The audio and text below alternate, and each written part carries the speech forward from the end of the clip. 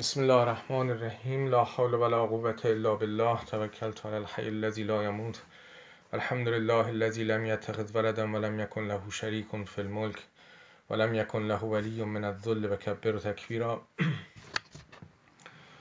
What I noticed is that normally people enter the month of Ramadan without many people normally enter the month of Ramadan without paying full attention to what is the purpose of the month. Although we Muslims all agree that the point of month of Ramadan is not just to fast and to feel hunger, but it seems like practically that is basically what is happening. So our time during the day is affected by our fasting, and then normally during the night, in particular if you are coming from a Sunni background, then you will attend Tarawih, and basically this is it. And at most sometimes people also read a little bit more Quran, and that would be the month of Ramadan for them. While this is very rewarding, of course, God is Sari'ur Riza, which means that he becomes he becomes satisfied with his servant very easily. So even that, or even less than that, would be very much rewarding. But it seems like it can be more effective if we pay a little bit more attention to actually what the point of Maha Ramadan is. And if you look at the Quran, of course, verse number 183 in Surah Al-Baqarah, the point is taqwa. It says كُتِبَ عَلَيْكُمُ الصِّيَامُ, and at the end of the verse it says لَعَلَّكُمْ تَتَّقُونَ, so that maybe you increase your taqwa. You know the emphasis of the Quran on taqwa. You know that the Quran says إِنَّ أَكْرَمَكُمْ عِنْدَ اللَّهِ أَتْقَاكُمْ. The best of you in the eyes of God is the one that has the most taqwa. In the Quran, something around 11 times God says, the prophets have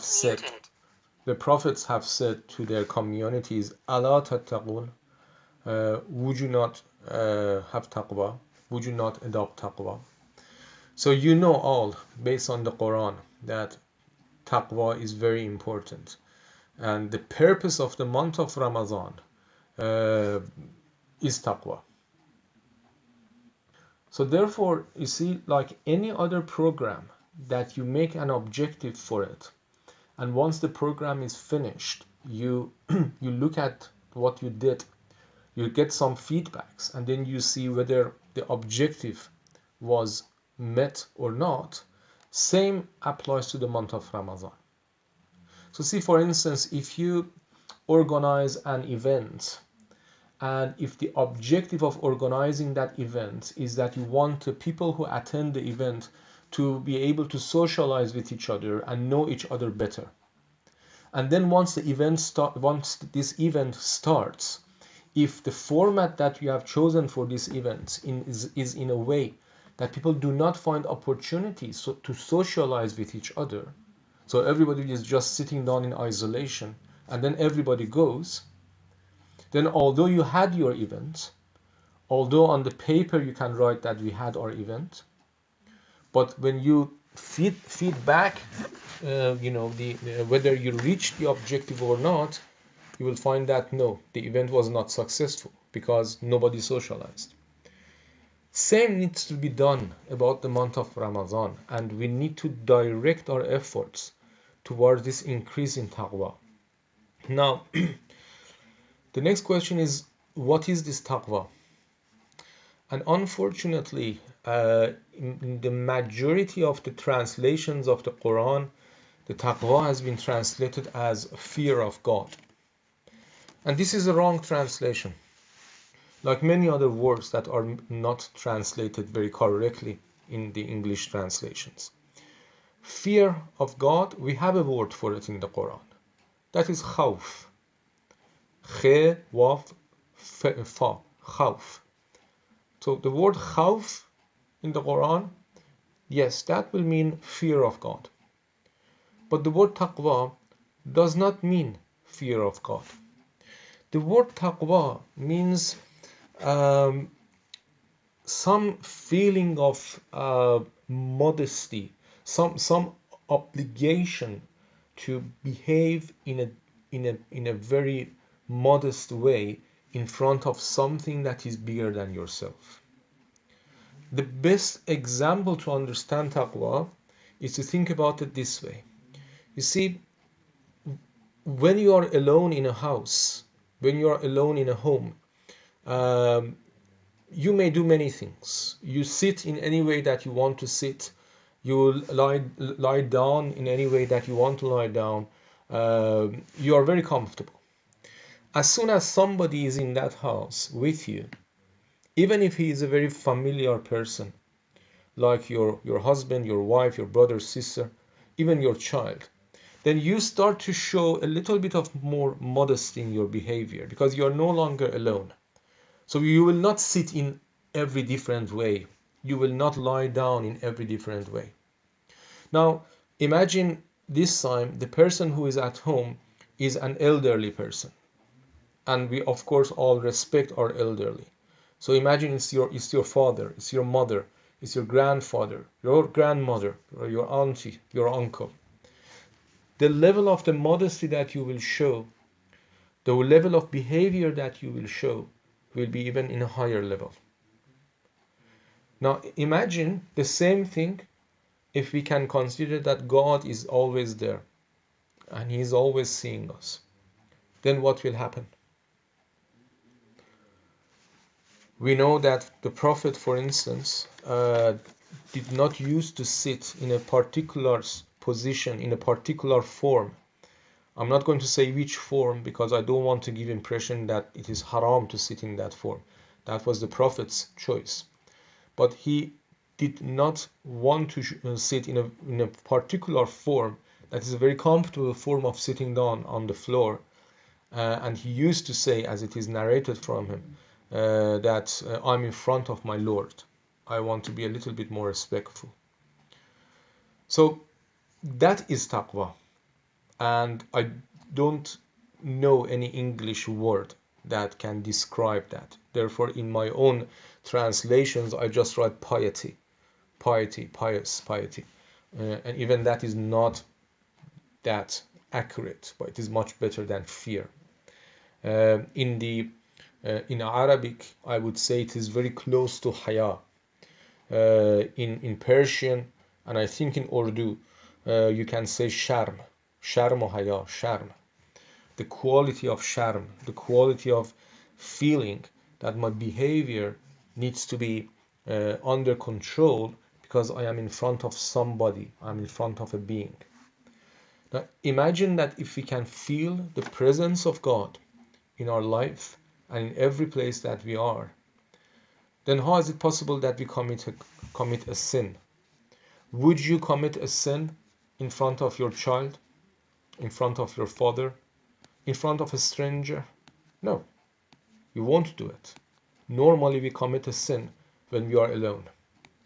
At least those kinds of sin that has to do with fahsha and that sort of thing. The other kind of sin that we may do it in front of the others, like unjustifiably becoming angry, unjustified behavior with a person, with others, etc. Even that, we will try not to behave like that if we are in front of a person that we respect. So if you are in a company of a person who you really respect and is much older than you, much more knowledgeable than you, and you really respect him, then, for instance, if you are a person that easily gets offended by others, if you are a person that easily gets angry by others, when you are in the company of that person, you will not allow yourself to give up to anger, to give in to anger, to give in to become a feeling of offense that easily, because you feel that it's not appropriate. This much more creditable person is next to me. Who am I, who may want to have such behavior with others when he is here? Now imagine what the situation is going to be for us if we can believe and understand that God is here. And this is one of the points that in the Quran, many verses of the Quran, you find that there is a direct link between ibadah and taqwa. Direct link. Because one of the effects of ibadah is that you gradually come to really understand and really believe that God is in our presence, God is here. You see, in terms of knowledge, as Muslims, we all know that God is here, God is everywhere, God is watching me. We all know that in terms of knowledge. But in practice, often we behave in a way that as if we do not really believe that God is here and God is watching us, God is seeing us. Ibadah is that tool that can help us to really feel that God is with us. These 5 times prayers that we read, one of the main points of it is this. By saying Alhamdulillahi Rabbil Alameen, Ar-Rahman Ar-Rahim, Maliki Yawmiddin, Iyaka na'budu wa Iyaka nasta'in, Ihdina as-sirat al-mustaqim, we are bringing God to our life. God is already in our life, but we bring realization of that to our life. Month of Ramadan is an opportunity to do this, an opportunity to increase the amount of our ibadah, to reduce the amount of our neglectful behavior in order to bring God to our life. Or again, to be more accurate, in order to realize that God is already in our life. Then, if you think about it, this fasting is actually, there are 2 things about it. On one hand, there is this belief among the people who are Ahl Taqwa, the pious people, who say that generally when your stomach is less full of food, you have more, you are in a better mood for ibadah, you are in a better mood for taqwa, generally. So fasting in that sense can help, but the more important thing in my understanding is that fasting itself becomes like a signal. So you fast, you have changed the way that you live during 1 month, and that will serve you as a reminder that you want to devote this month to God so that you can realize His presence in your life. And you see how for some of us sometimes happen, the very first day after the month of Ramadan, for instance the Eid al-Fitr, the very first day or the next day, the first time that you go and want to have something during the day to eat, you go for it and suddenly you stop. Oh, am I not fasting? And then you say, oh no, okay, fasting is over, so I can have this. That is a very nice symbol of how taqwa should work. Because taqwa is exactly like this. When you are in presence of the Almighty and you feel that presence, then automatically whatever you do, whatever you say, and whatever you think, because God knows what you are thinking, you always have that filter there. Or is this appropriate? Is this appropriate for me to do this? Is it appropriate? And once this becomes malaka, which means it becomes inbuilt in your system, then no longer you need to actually mechanically and literally use that filter. It works on its own. Anything that you do will be something that is suitable and appropriate for that spiritual level that you are, due to understanding that God is already with you. Now, when it comes to ibadah, one point I wanted to say is that, you see, it is very, Salatul Jama'ah is of course very important, in principle, if we can, we should do our daily prayers, wajib prayers, in jama'ah. No question about that. Salatul Tarawih, it is a good thing. It is a very good thing. People stand together, they read prayer together. Somebody with good recitation reads the Quran for them. That's very good. That's very good feeling, and inshallah very much rewarding. There's absolutely no question about that. But there is some of the aspects of benefits of ibadah that you can only achieve them by doing ibadah in isolation, individually. When I say isolation, I don't mean necessarily locking yourself out somewhere. I mean individually. Somewhere that nobody is there to watch you. Somewhere that it is only you and Allah Ta'ala. You and God. And perhaps that is one of the reasons, not the only reason, but one of the reasons that we have hadith narrated from the Prophet who says that the best place for nawafil, for non-obligatory prayers, is at your home. There is one thing that many of us seem not having, and that is having private moments with God outside of time of the prayer. So yes, in our prayers, of course, we have that that moment of connecting to God. No question about that. But that is obligation. I'm talking about obligatory prayer. That is obligation. What about outside that time? How long during the day or during the week? How many minutes we sit down somewhere where nobody else can see us and we just talk with God or even think about God? How many minutes per week we do that? Or how many minutes per month we do that? That is something that is very important and effective in making this connection with God. And the month of Ramadan, one of the purposes of this month is this. One of the most important things that we need to do in the month of Ramadan, if we can, is to experience durations of i'tikaf. Now, when I say i'tikaf, I do not refer to that formal i'tikaf, which is a very good thing to do during the last 10 days of the month of Ramadan. I'm talking about a more general meaning of i'tikaf. That meaning that we have in ahadith as narrated, that when a servant goes to the mosque and waits there for the next prayer to happen, that is considered as his i'tikaf.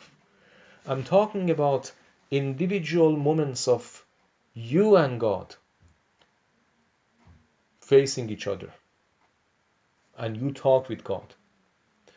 And you see, in this individual relationship, nobody has the right to tell you, oh, don't say this, or do say that, don't say this, don't do it that way, don't do it this way. Nobody has the right to say that to you. As long as what you are doing is in the direction of Tawheed, monotheism, as long as you are not introducing something to religion to make it bid'ah, the rest of it is up to you. You can choose to sit down just 15 minutes, just think about God. You may choose to sit down 15 minutes just chit-chatting with God, as if you are talking with a friend. You may choose to sit down for 15 minutes just saying some of the names of God. I'm not saying in a way of chanting like Sufis or something. No, just saying some of the names of God and deliberating on them. It's totally up to you. But with that obligatory prayer as the foundation, and then some nawafil prayer as the second level of this foundation, and then adding to that, out of the prayer times when you can talk with God, you can be with God, that inshallah will build that relationship with God, that you bring God to your life. Or again, I correct myself, you realize that God is already in your life. Once we realize that, then automatically our taqwa will go higher. Our taqwa will raise. And if by the end of the month of Ramadan, we feel that we now can feel the presence of God in our life better, and this has affected me in a good way, then that objective of month of Ramadan has been met. It doesn't need to be a drastic change in your life. Even a very tiny little change will do the job. You don't need to become a huge man of God or lady of God by the end of month of Ramadan. No, just correcting one thing in our life, correcting one thing in our personality, that will do the job. And the last point that I want to say, because I started 12:05, so I can go till 12:35. The last point I want to say is that this example that I gave you, that taqwa is like you are sitting in front of somebody, and due to that you will show some respect. Okay, there is one main difference here. That main difference is that in the example of you sitting in front of somebody, you are showing that respect. That showing respect may or may not benefit you. At the end of the day, you are just doing it for that person. In the case of being with God, that showing respect and modesty benefits you. Because you see, God is the ultimate truth. God is ultimate pure being. God is the source of every good thing. So being in his presence will oblige you that you also try to be relatively in the same way. You also try to be the source of goodness. You also try to be the source of purification. You would avoid all evil things, all bad things, all dirty things, because you are in presence of God. If you were in presence of a bad person, if you were in presence of an evil person, and if you were feeling that you need to somehow fit in, then all you could do was to be a bad person so that that person would like you. When you're in the presence of a good person, then all you need to do to fit in is that you also need to be a good person. God is the source of goodness. So feeling his presence will then affect us in this way, that it will make us a better person. So this taqwa has direct practical effect on our life. If we increase our taqwa, literally, we will become a better person. We will become a better person for ourselves, we will become a better person for our family, for our friends, for the society that we are living in, and for the workplace that we are working in. This is the meaning of taqwa. So I think with that, I stop, and that's basically all that I wanted to say. If you didn't know it, then maybe you find it interesting. If you already knew it, do consider that many of the verses of the Quran, it says it's a reminder, it's a zikr. We do need to be reminded.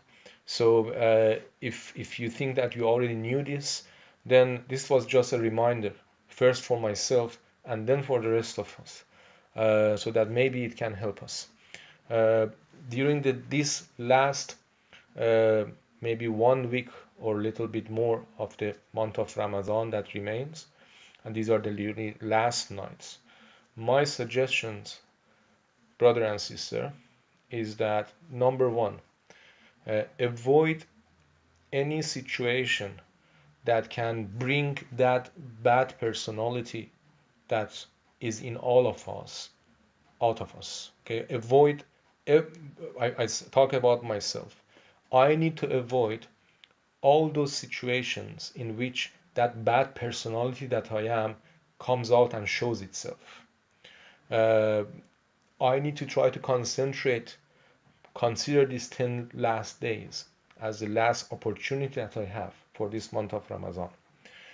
I need to allocate a specific time, a specific duration of time every day in these last 10 days, so that during that specific time, in my own isolation with God, I do pure ibadah to Him in any way that I want, in any way that I enjoy it.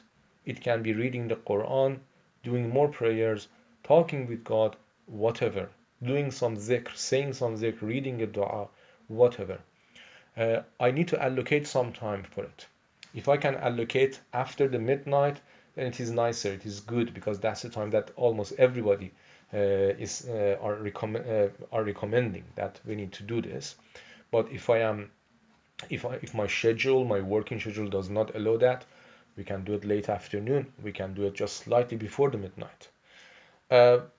In order to really appreciate and understand that I'm doing something specific, I want to allocate a good amount of time to this. So I'm not talking about 1 minute. I'm not talking about 2 minutes. Something that I feel that, yeah, I really did something today in terms of my attempt to connect myself to the Almighty. A good few minutes, so that you can feel it.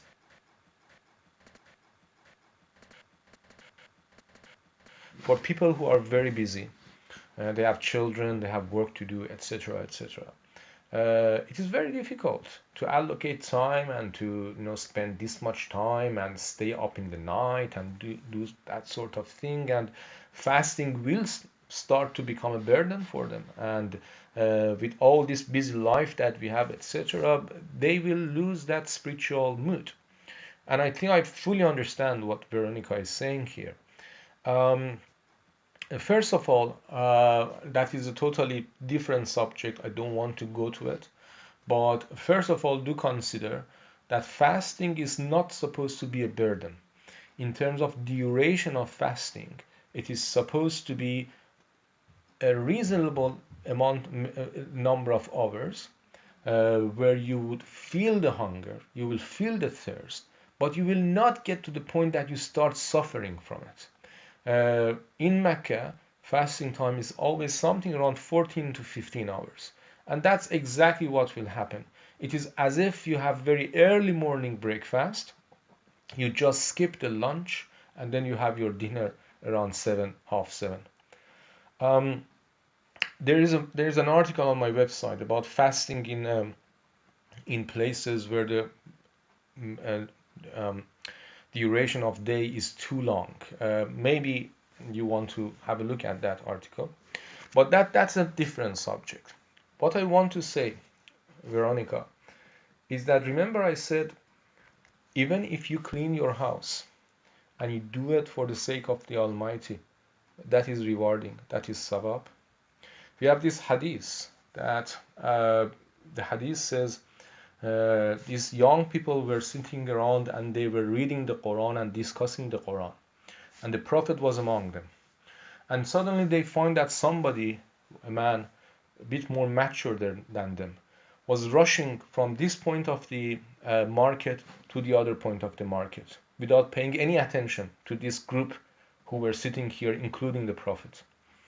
So some of these young people started staring at this person and they shake their head like that and they said, look, this person, he's spending his time going from this point of market to that point of market. He's not doing the things that we are doing. And it is narrated that the Prophet said something to the effect that, what are you talking about? If the intention of this person for going from this point of market to that point of market is to bring food, bring necessary requirements of life to his family, and he is putting this effort in order to feed his family, he is getting the same reward that you are getting. There is no difference. So see, we need to understand that ibadah has a very general meaning. Yes, of course, when there is a time, when there is a chance, maybe in a few years' time, when kids have grown up, we have more time, we can spend more time doing that particular specific meaning of ibadah, which is literally doing ibadah. But nothing can stop us from making everything that we are doing in our life to become ibadah.